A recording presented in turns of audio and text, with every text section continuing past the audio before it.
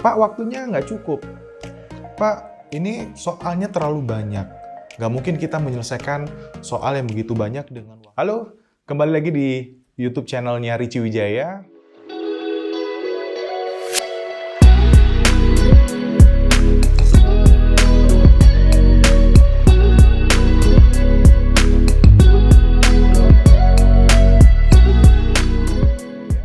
Kawan-kawan semua, hari ini kita akan membahas terkait dengan beberapa pertanyaan mengenai ujian tengah semester.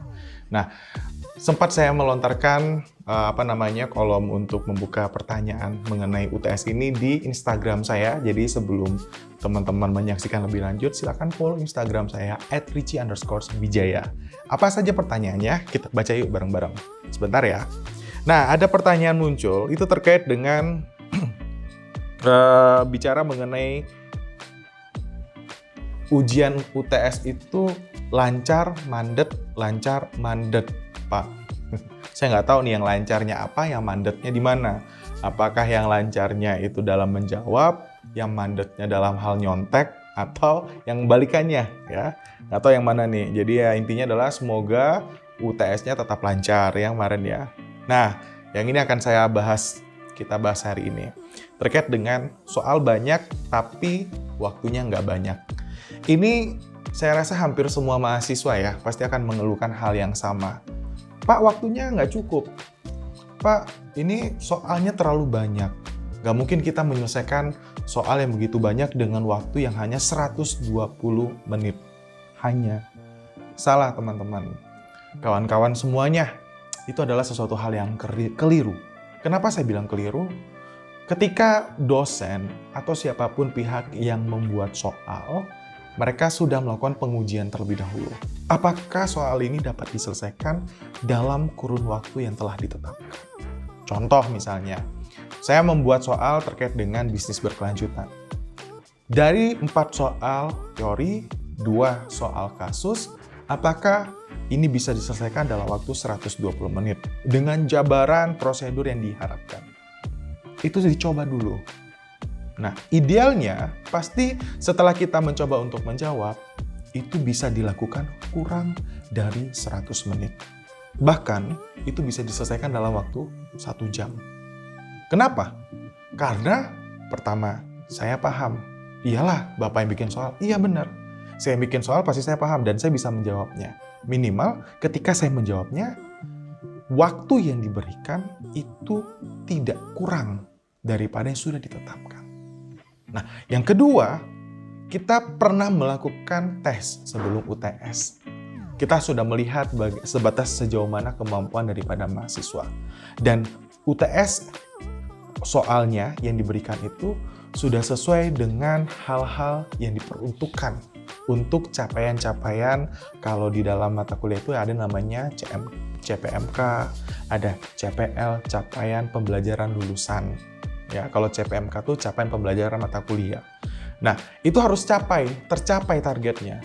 Bahwa mahasiswa harus mampu menganalisa A, B, C, harus memahami A, B, C. Dan itulah yang disampaikan pada saat UTS. Ya, teman-teman. Nah, bagaimana strateginya? Jadi alasannya dulu ya. Strateginya, kalau saya dulu, sewaktu menjadi mahasiswa, tipikalnya apa? Saya akan belajar. Persiapan itu penting. Kenapa persiapan itu penting?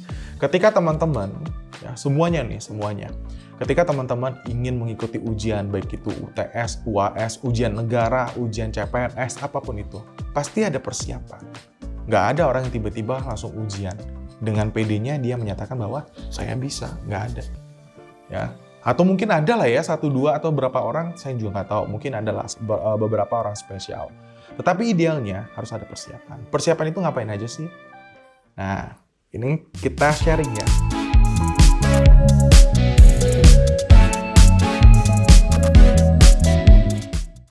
Kalau saya dulu waktu kuliah, yang saya siapkan adalah pertama, kita mengulas terkait dengan materi itu, kata lainnya adalah review. Review materi dari pertemuan pertama sampai dengan pertemuan ke-7 ya. Apa yang sudah dipelajari, materi apa yang sudah diberikan oleh dosennya. Itu yang kita angkat, yang kita review kembali. Nah, setelah itu apa? Kalau misalnya ada yang kurang, Contohnya, pada saat pertemuan 7 itu kan biasanya suka tuh kita nodong dosennya. Pak, kisi-kisinya apa? Bu, kisi-kisinya apa? Gitu ya.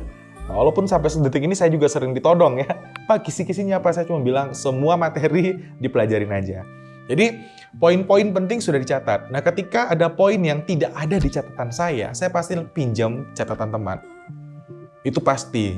Jadi, pinjam catatan teman, kita review bersama. Atau kita baca literaturnya. Baik itu dalam buku, jadi bukan catatan saja yang kita baca, tapi bukunya, ya, bukunya ataupun dalam bentuk referensi lainnya, itu kita baca kembali. Atau kita pelajari kalau sekarang udah canggih. Kalau dulu tuh nyari referensi susah, ya nggak sih teman-teman? Kalau sekarang itu cari referensi gampang sekali, ya, tinggal kita minta tolong sama Mbah Google udah dapatkan referensinya. Nah, kita cari aja pakai keyword, masukkan, selesai. Itu yang kita poin catat per catat. Nah, biasanya hasil catatan saya, hasil review saya jadikan mind mapping. Ya. Jadi materi pertama itu kita bahas apa sih? Saya benar-benar saya kuasain dulu, tapi saya tulis dulu poin-poinnya. Jadi bukan catatan saya ulang lagi catat, tidak. Setelah saya review, saya tulis poin-poin pentingnya. Lalu saya ulas lagi, berulang, dan berulang. Nah, dah siap nih. Ketika kita ingin menyelesaikan tugas kita untuk menjawab pertanyaan, pasti ada kalanya blank, buyar. Ya nggak sih teman-teman?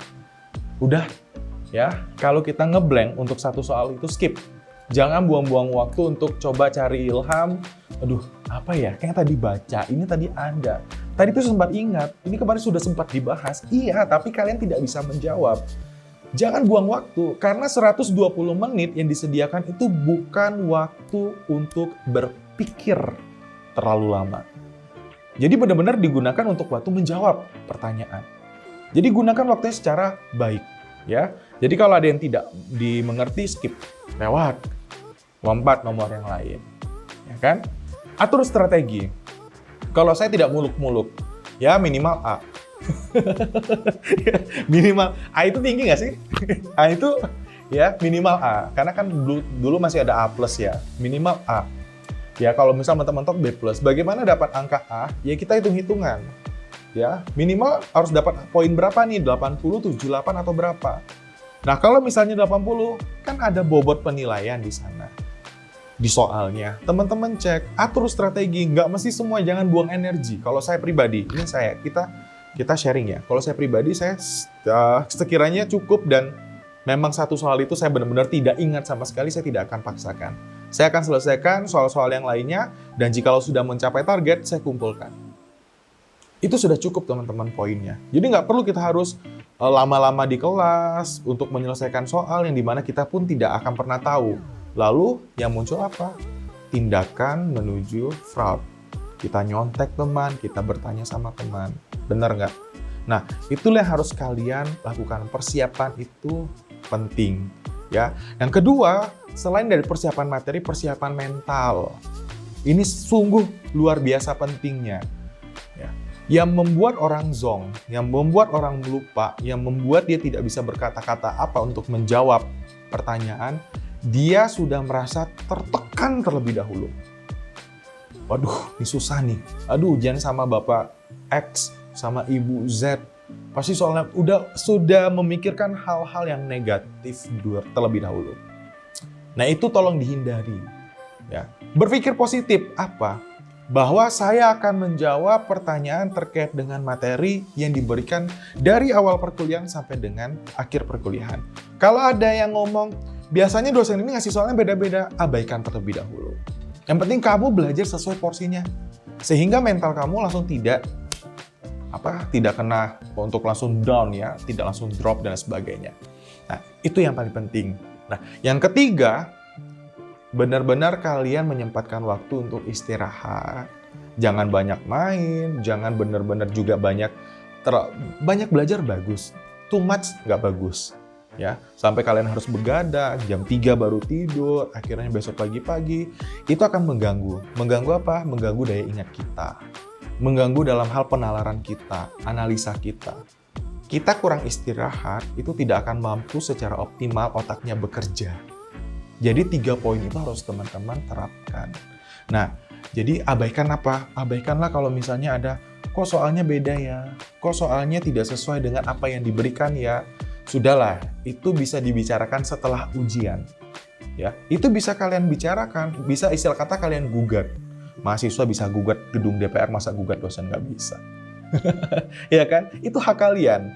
Gunanya, nah berarti kita harus ngupas lagi dari awal. Gunanya RPS atau yang disebut dengan silabus itu adalah acuannya. Makanya mahasiswa itu harus pegang dulu acuannya.